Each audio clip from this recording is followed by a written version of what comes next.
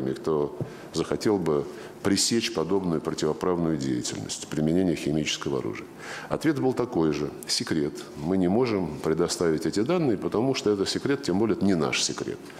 Ну, не наш секрет, но все-таки он был использован именно теми людьми, которые не хотят делиться источником, для того, чтобы нанести удары. Причем, конечно же, всем понятно, что это произошло за день до того, как инспекторы ОСХО, уже прибывшие в Бейрут, должны были выдвинуться в точку происшествия, чтобы там убедиться в наличии или в отсутствии свидетельств применения там химического оружия. Кстати, они по-прежнему подтверждают нам свою готовность выдвинуться в район Думы для того, чтобы свою миссию осуществить. Мы к этому еще вернемся. Надеюсь, что им в этот раз позволят это сделать. И есть у тех вот эпизодов, о которых я сейчас сказал, годичной давности и нынешнего, еще одна общая черта. Она заключается в следующем. Когда 4 апреля прошлого года вот эти белые каски распространили свою новость, мне позвонил Рекс Тиллерсон и сказал, что мы знаем, что химическое оружие было доставлено авиационной бомбой, самолетом, который взлетел с авиабазы Шайрат. И мы вас просим добиться от сирийского правительства согласия на то, чтобы инспекторы, включая американцев, прибыли на этот аэродром и убедились, так это или не так. Мы такое согласие получили, но пока мы собирались довести его до Вашингтона, они уже осуществили удары. На этот раз, 3 дня назад, представитель посольства Соединенных Штатов Америки посетил наше министерство. И, среди прочего, он представлял американскую позицию о том, что они уверены в том, что так оно и есть. Мы ему ответили, что наши военные специалисты в области химической, радиационной защиты обследовали очень тщательно и само место, о котором идет речь, которое было показано на видео, и госпиталь, и все вокруг, ничего там не обнаружили. Тогда он сказал, а нельзя ли американским специалистам туда съездить? Мы сказали, это хорошая идея, мы договоримся с Дамаском.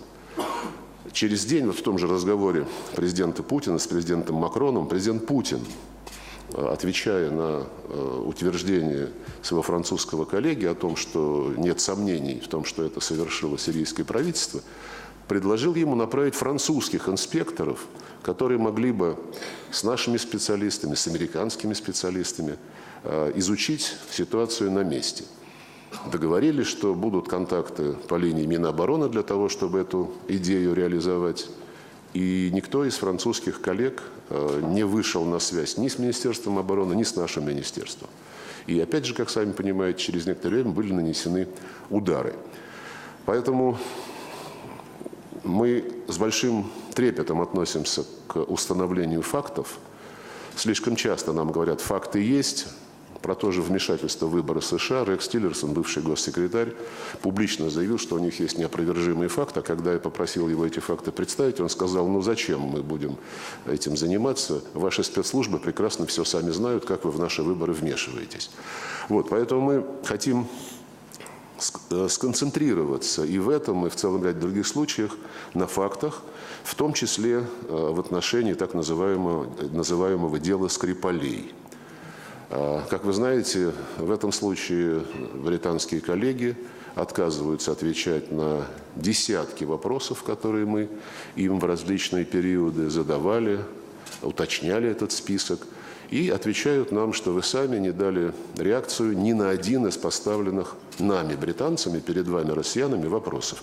Ну, напомню, что вопрос перед нами был поставлен Лондоном один-единственный, и заключается он в том, чтобы Россия призналась, каким образом новичок был доставлен в Лондон либо по приказу президента Путина, либо по недосмотру, по той причине, что Россия утратила контроль над своими химическими запасами. Вот и весь вопрос. Наши же вопросы были предельно конкретны, опирались на то, что предусмотрено в Конвенции по запрещению химического оружия.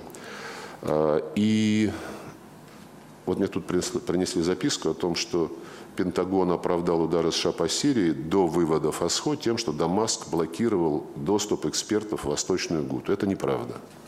Мы следили за этой ситуацией буквально поминутно, и сирийское правительство было готово выдать визы незамедлительно на границе, без всяких дополнительных формальностей. Когда эксперты поехали бы из Бейрута на границе с Сирией, они получили бы визы. Это было официально подтверждено.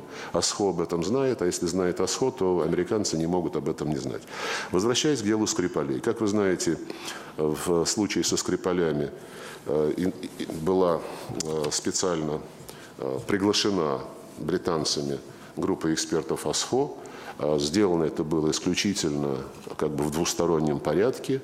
Было сказано, что потом всех остальных проинформируем о том, каким выводом эта группа придет. И доклад этой группы экспертов ОСХО был распространен сначала в виде резюме для публичного потребления, а затем была распространена его подробная, такая достаточно объемная, конфиденциальная версия только для сведений членов Организации по запрещению химического оружия. В этом докладе, как, собственно, АСХО и обязано действовать, подтвержден был химический состав вещества, которое представили британцы, и пробы которого, как говорится в докладе, инспекторы ОСХО также взяли самостоятельно. Там не содержится никаких названий, новичок или что-то еще. Там приведена длинная химическая формула, которая, по оценке наших специалистов, указывает на вещество, которое разрабатывалось в многих странах и никакого особого секрета не представляет. Но нам вот коллеги говорят, я уже